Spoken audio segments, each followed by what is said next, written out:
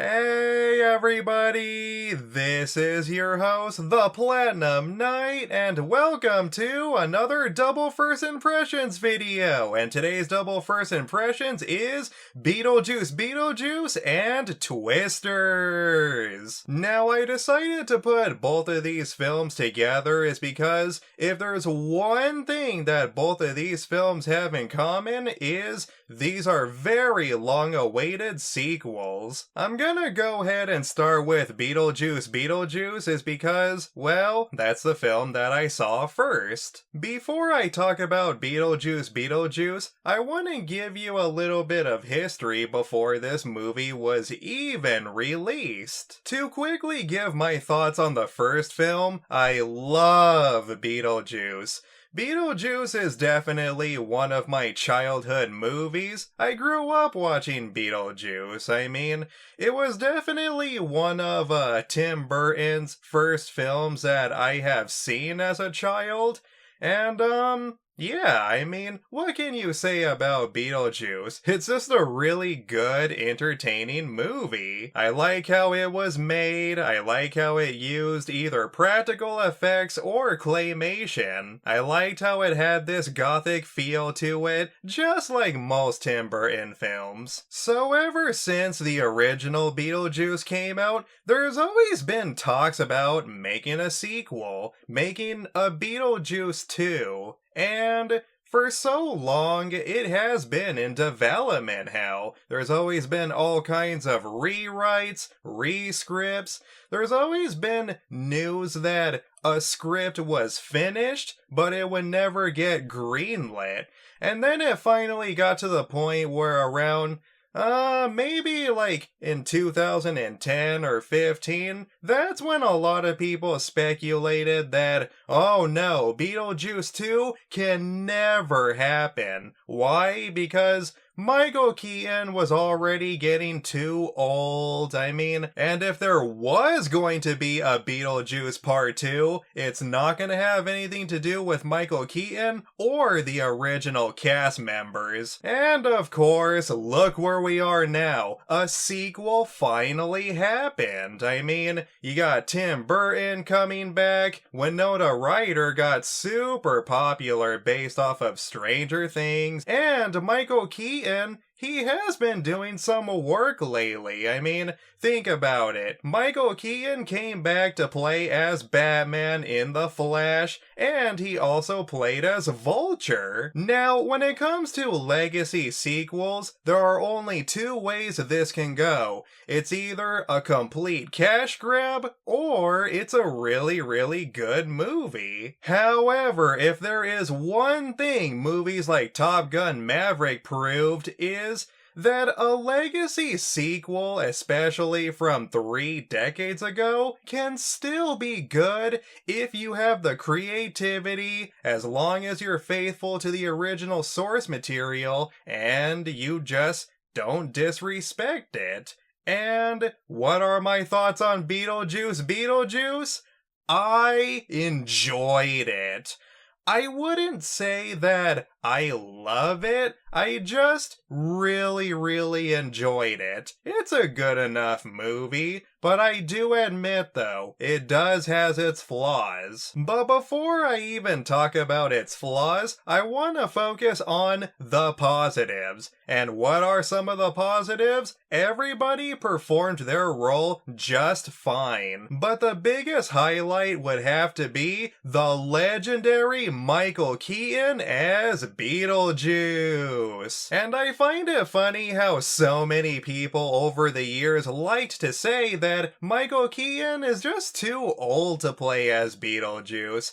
And to a certain extent, I do understand why, because Beetlejuice is supposed to be the energetic type, you know? He's supposed to be a jokester, like a physical prankster, so I do get it, but I can confirm that man, despite Michael Keaton's age, he has not lost his touch whatsoever. Michael Keaton definitely made me laugh a few times. He is still just as demonic and entertaining. Beetlejuice is definitely a character that keeps the flow going, and overall captures the magic of what the original Beetlejuice did. Another positive when it comes to performances is Winona Ryder and Jenna Ortega. I really enjoyed their chemistry. I like how Winona Ryder came back to play as Lydia, and I really like the casting choice of Jenna Ortega playing as Lydia's daughter, Astrid. I thought that those were some very good choices. Not to mention too that, man, Jenna Ortega has been killing it lately. I mean,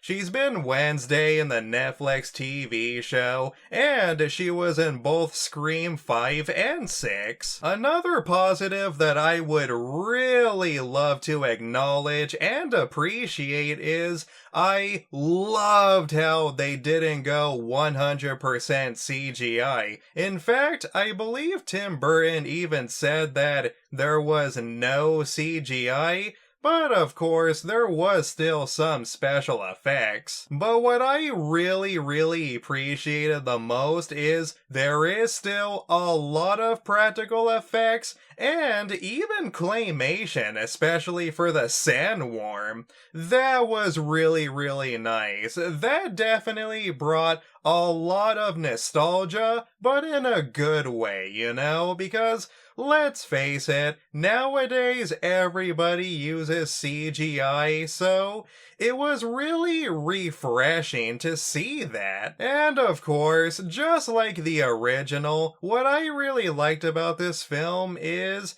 yeah, I mean, there were some parts that legitimately made me laugh. Man, that was just a good day overall. I actually saw Beetlejuice in the theater with my mom, and yeah, we had a great time that day, and we really enjoyed ourselves. Now, I will say that not every joke landed with me, but most of them did. And even the jokes that didn't make me bust out laughing, it was still entertaining. I really liked the direction they went with this film. And, yeah, guys, I guess I might as well go ahead and talk about a little bit of the flaws. Now, the first criticism I do have is I do admit the first, maybe like 10 minutes of the film, it was really slow, okay? I do admit that.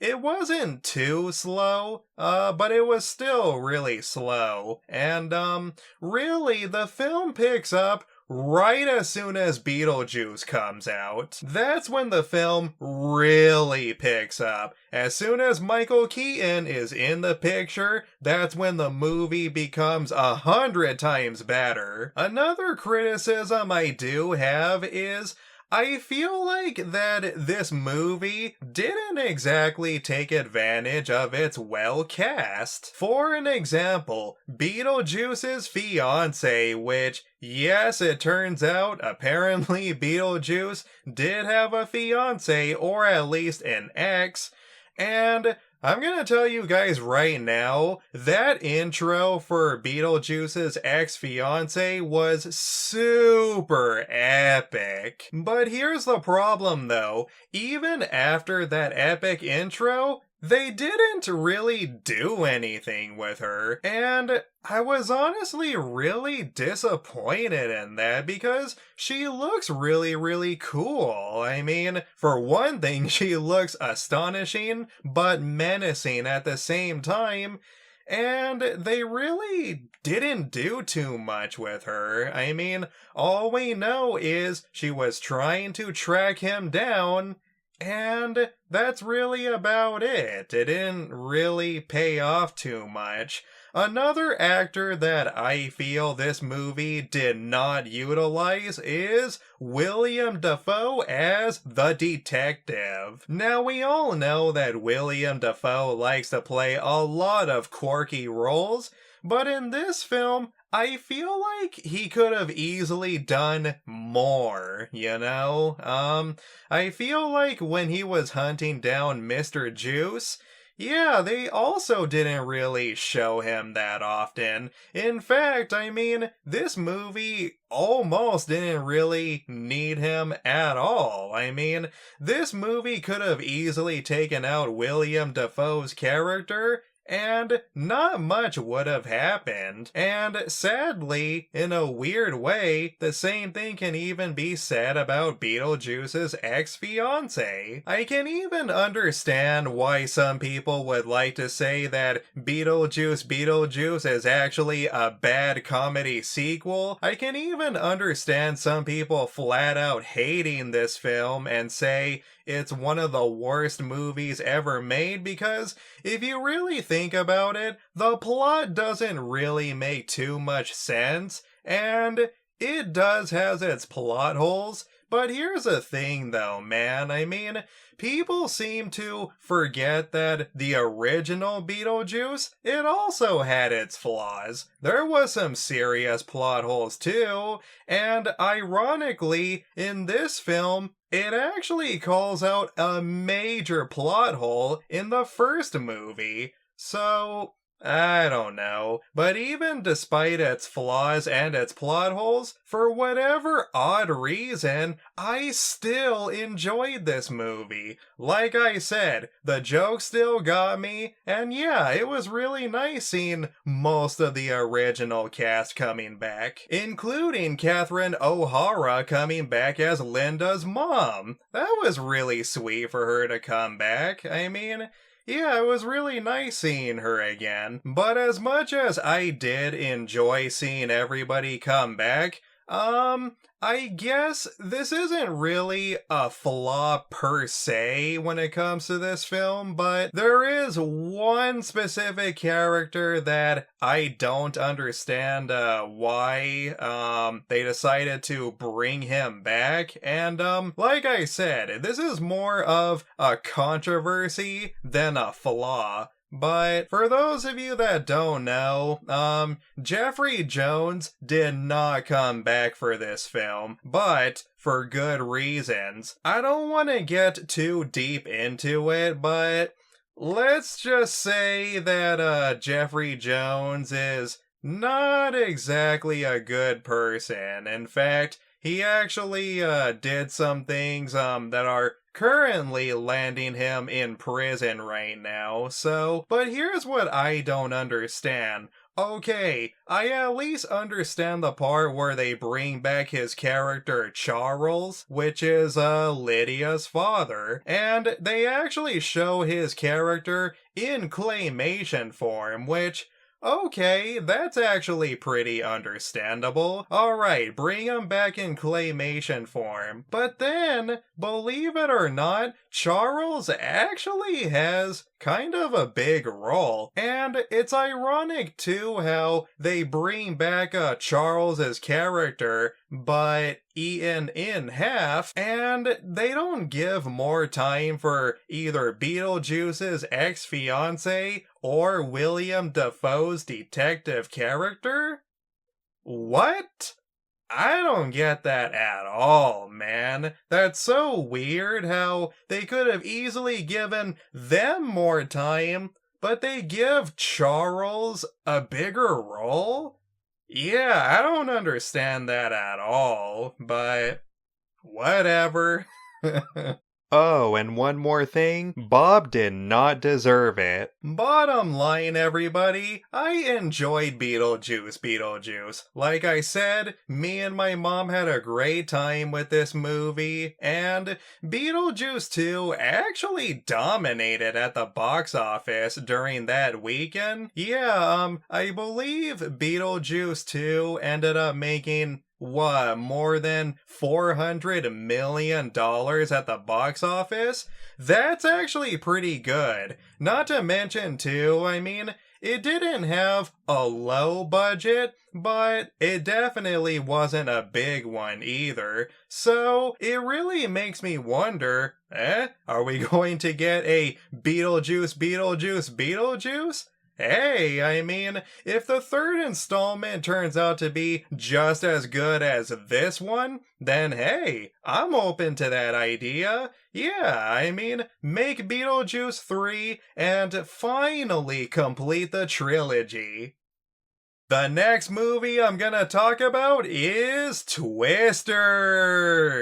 To give my brief history on the original Twister, I love the original. It's definitely one of my childhood movies that I grew up watching as a kid. My mom used to actually have the VHS tape, and she would put it on for me quite a lot actually, but yeah, I mean, Twister is one of those films that I used to really watch a lot. So, of course, naturally, I was actually a little bit more skeptical of a sequel to Twister, way more than a sequel to Beetlejuice. Now, I know that there's actually also been talks of making a sequel to Twister for years, but the thing is, though, Twisters, you gotta remember, back then, there really wasn't that many tornado movies, or movies about tornadoes.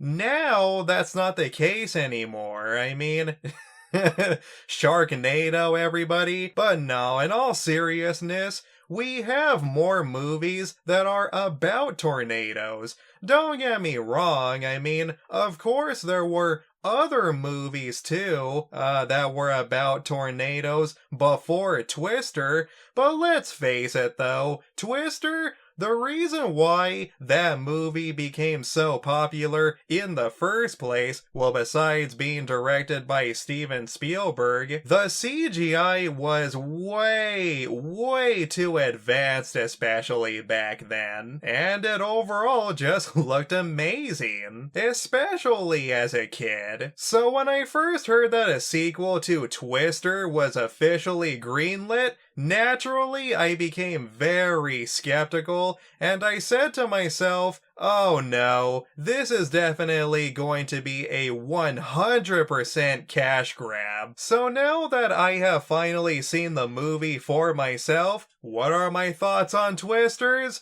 Well, everybody, thankfully and surprisingly, I enjoyed it. Thank freaking goodness that this movie did not ruin its legacy or tarnish the original. But yeah, everybody, Twisters is a really damn good movie. Now, I may be a little bit biased here, but I will say, do I like Twisters better than the original? And the one and only answer is no, absolutely not. But again though, I could be biased because, yeah, nostalgia is definitely in the way, but I don't know, I mean, when it comes to the original Twister, yeah, sure, I admit, it could be cheesy at times, but the plot was still consistent though. I want to say that Twisters definitely has a little bit more of a convoluted plot, but at the same time though, what I really appreciated is how they do their very best to make it make sense. At first, Twisters kinda starts off as like a remake of the original, but what I really enjoyed and appreciated about this legacy sequel is I like how it sort of tricks you into thinking it's going to be the exact same movie, but then I believe during either Act 2 or at least in the middle of Act 2, it starts to play in reverse in a strange way. And I like that. And I will say too that Twisters it definitely has some more action in it. Sure, you can easily point out and say that Twisters does recreate some scenes from the original, or at least throws a nod, but overall though, this movie still has its own character and identity. So for those of you who haven't seen Twisters yet, I highly recommend it. It's awesome, everybody, especially the ending. And again, this is supposed to be spoiler-free, but that ending was really, really cool. I was not expecting that whatsoever, and again, I appreciated how it was at least different, and it wasn't a cliche compared to the original, especially when other movies nowadays have done that. The 2020s has definitely been the generation of legacy sequels returning from 3-decade-old films. It used to be back then in the early 20th century, whenever people would hear about a sequel to a really, really damn good movie, it used to be either it's not going to be as good as the original, or it was just flat out awful. I mean, come on. Son of Mask, anybody? Ace Ventura, Pet Detective Jr.? Oh, that is terrible. Dumb and Dumber 2? Come on, I didn't even see that movie. Home Alone 3, 4, 5, and the remake? Oh man, those were terrible. But what I really appreciated the most about both Beetlejuice, and Twisters, at least it didn't tarnish any of the originals, and they are still good, fun movies. Sure, I will say that both of these films are not better than the original, but they are very close, or at least close enough. So if you haven't seen any of these movies, then I highly recommend you check them out. It definitely deserves at least one watch to see if you like them or not. Alright everybody, that's it for this double first impressions video. That's it for my double first impressions on Beetlejuice, and Twisters. If you enjoyed this video, then please be sure to give me a thumbs up and subscribe. Hit that notification bell for new videos. This has been your host, The Platinum Knight, and peace out everybody. You have yourselves a good one.